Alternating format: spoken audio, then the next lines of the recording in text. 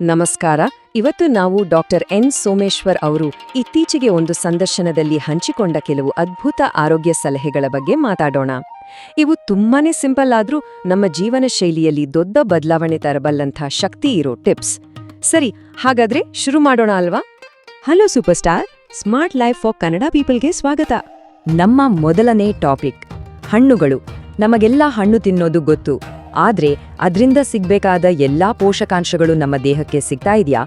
Doctor ಹೇಳೋ ಪ್ರಕಾರ ಹಣ್ಣುಗಳನ್ನ ತಿನ್ನೋಕೆ ಒಂದು ಸಿಸ್ಟಮ್ ಇದೆ. ಬನ್ನಿ ಅದೇನು ಅಂತ ತಿಳ್ಕೊಳ್ಳೋಣ. ಇಲ್ಲಿ ಡಾಕ್ಟರ್ ಹೇಳೋ ಮೊದಲನೇ ಮತ್ತು ಅತಿ ಮುಖ್ಯವಾದ ನಿಯಮ ಅಂದ್ರೆ ಹಣ್ಣುಗಳನ್ನ ಯಾವಾಗ್ಲೂ ಖಾಲಿ ಹೊಟ್ಟೆಯಲ್ಲಿ ತಿನ್ಬೇಕು. ನಾವೆಲ್ಲ ಸಾಮಾನ್ಯವಾಗಿ ಮಾಡೋ ತಪ್ಪು ಅಂದ್ರೆ ಊಟ ಆದ್ಮೇಲೆ ಕೊನೆಗೆ ಒಂದು ಬಾಳೆಹಣ್ಣು ಅಥವಾ ಸೇಬು ತಿನ್ನೋದು. ಅದು ಸರಿಯಾದ ಕ್ರಮ ಅಲ್ವಂತೆ. ಯಾಕಂದ್ರೆ ಆಗ ಹಣ್ಣು ಸರಿಯಾಗಿ ಜೀರ್ಣ ಆಗದೆ ಅದರ ಸತ್ವ ದೇಹಕ್ಕೆ ಸಿಕ್ಕೋದೇ ಇಲ್ಲ. ಹಾಗಾದ್ರೆ ಹಣ್ಣುಗಳನ್ನ ತಿನ್ನೋಕೆ ಬೆಸ್ಟ್, ಮೀಡಿಯಂ ಮತ್ತೆ ವರ್ಸ್ಟ್ ರೀತಿಗಳು ಯಾವುದು? ಅತ್ಯುತ್ತಮ ಅಂದ್ರೆ ಹಣ್ಣನ್ನ ಪೂರ್ತಿಯಾಗಿ ಸಿಪ್ಪೆ ಸಮೇತ ಕಚ್ಚಿ ತಿನ್ನೋದು. ಯಾಕಂದ್ರೆ ಸೇಬಿನಲ್ಲೆಲ್ಲ ಹೆಚ್ಚಿನ ವಿಟಮಿನ್ಸ್ ಇರೋದೇ ಸಿಪ್ಪೆಯಲ್ಲಿ.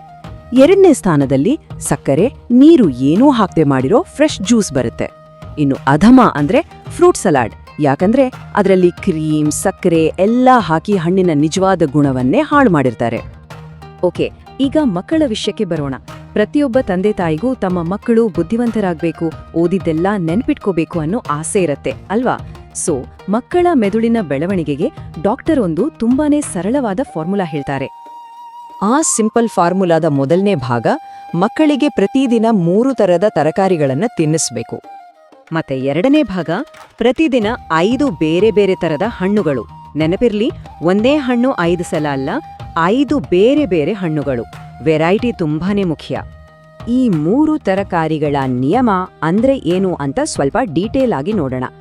ಮೊದಲನೇದು, ಕಂಪಲ್ಸರಿ ಸೊಪ್ಪು ಇರ್ಲೇಬೇಕು. ಯಾಕಂದ್ರೆ ಇದರಿಂದ ರಕ್ತಕ್ಕೆ ಬೇಕಾದ ಹಿಮೋಗ್ಲೋಬಿನ್ ಸಿಗತ್ತೆ. ಎರಡನೇದು, ಕ್ಯಾರೆಟ್, ಬೀಟ್ರೂಟ್ ತರ ಬಣ್ಣ ಇರೋ ತರಕಾರಿಗಳು. ಇದರಿಂದ ವಿಟಮಿನ್ ಎ ಮತ್ತೆ ಸಿ ಸಿಗತ್ತೆ. ಇನ್ನು ಮೂರನೇದು, ಮಗುವಿಗೆ ಯಾವುದಿಷ್ಟನೋ ಆ ತರಕಾರಿ. ಹೀಗೆ ಮಾಡಲೇ ಮಕ್ಕಳು ಖುಷಿಯಿಂದ ತರಕಾರಿ ತಿಂತಾರೆ. ಈ ಮಾತು ಎಷ್ಟು ಮುಖ್ಯ ಅಲ್ವಾ? ಮಕ್ಕಳ ರಕ್ತದಲ್ಲಿ ಹಿಮೋಗ್ಲೋಬಿನ್ ಕಡಿಮೆ ಇದ್ರೆ ಮೆದುಳಿಗೆ ಸರಿಯಾಗಿ ಆಕ್ಸಿಜನ್ ಸಪ್ಲೈ ಆಗಲ್ಲ. ಆಗ ಅವರು ಎಷ್ಟೇ ಓದಿದ್ರೂ ಅದು ತಲೆಯಲ್ಲಿ ಉಳಿಯಲ್ಲ. ಅದಕ್ಕೆ ಒಳ್ಳೆ ನೆನಪಿನ ಶಕ್ತಿಗೆ ಹಿಮೋಗ್ಲೋಬಿನ್ ಬೇಕೇ ಬೇಕು. ಆರು ಅದಕ್ಕೆ ಸೊಪ್ಪು ಕೊಡೋದು ತುಂಬಾನೇ ಅವಶ್ಯಕ. ಸರಿ, ನಮ್ಮ ಮುಂದಿನ ವಿಷಯ ನೀರು. ಕೇಳೋಕೆ ತುಂಬಾನೇ ಸಿಂಪಲ್ ಅನ್ಸ್ಬೋದು, ಆದ್ರೆ ನಮ್ಮ ದೇಹದ 70% ಭಾಗ ನೀರೇ. ಹಾಗಾದ್ರೆ ನಾವು ಕುಡಿಯೋ ನೀರಿನ ಬಗ್ಗೆ ಸರಿಯಾಗಿ ತಿಳ್ಕೊಂಡಿದ್ದೀವಾ? ನೋಡೋಣ ಬನ್ನಿ. ಡಾಕ್ಟರ್ ಪ್ರಕಾರ ದಿನಕ್ಕೆ 2-3 ಲೀಟರ್ ನೀರು ಕುಡಿಬೇಕು ಅಂದ್ರೆ ಅದರರ್ಥ ಬರೀ ನೀರು ಮಾತ್ರ. ನಾವೇನ್ ಅನ್ಕೋತೀವಿ, ಇವತ್ತು ಕಾಫಿ, ಟೀ, ಜ್ಯೂಸ್ ಎಲ್ಲ ಕುಡ್ದಿದೀವಿ, ಸೊ ನೀರು ಕುಡಿಯೋದು ಕಮ್ಮಿ ಮಾಡಿದ್ರೂ ನಡೆಯುತ್ತೆ ಅಂತ. ಆದ್ರೆ ಅದು ತಪ್ಪು. ಆ ಲೆಕ್ಕಕ್ಕೆ ಬೇರೆ ಯಾವ ಪಾನೀಯನೂ ಸೇರೋದಿಲ್ಲ. ವಯಸ್ಸಾದವ್ರಿಗೆ ಇದೊಂದು ತುಂಬಾನೇ ಮುಖ್ಯವಾದ ಸಲಹೆ.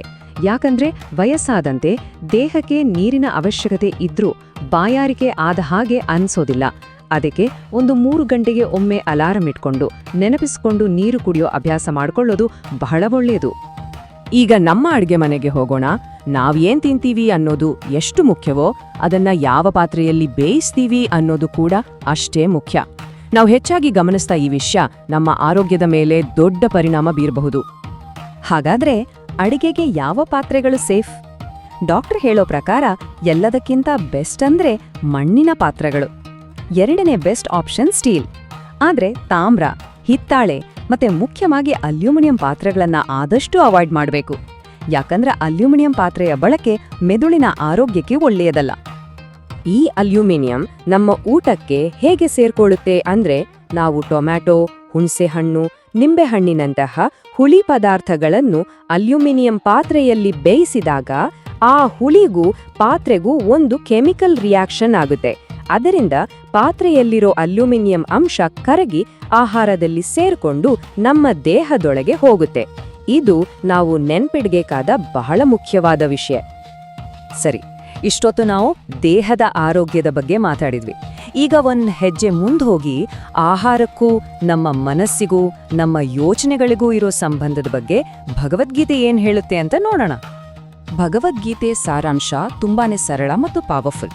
ನಾವು ಏನನ್ನು ತಿನ್ನುತ್ತೇವೆಯೋ ಅದೇ ಆಗುತ್ತೇವೆ. ಅಂದ್ರೆ ನಮ್ಮ ಆಹಾರವೇ ನಮ್ಮ ಗುಣ, ಸ್ವಭಾವ, ನಮ್ಮ ವ್ಯಕ್ತಿತ್ವನನ್ನೇ ನಿರ್ಧರಿಸುತ್ತೆ. ಗೀತೆ ಪ್ರಕಾರ ಆಹಾರದಲ್ಲಿ 3 ವಿಧ: ಮೊದಲನೇದು ಸಾತ್ವಿಕ ಆಹಾರ ಅಂದ್ರೆ ಹಣ್ಣು ತರಕಾರಿ ಮೊಳಕೆ ಕಾಳಿನಂತಹ ಸಹಜವಾದ ಫ್ರೆಶ್ ಆಗಿರೋ ಊಟ. ಇದು ಮನಸ್ಸಿಗೆ ಶಾಂತಿ ಕೊಡುತ್ತೆ.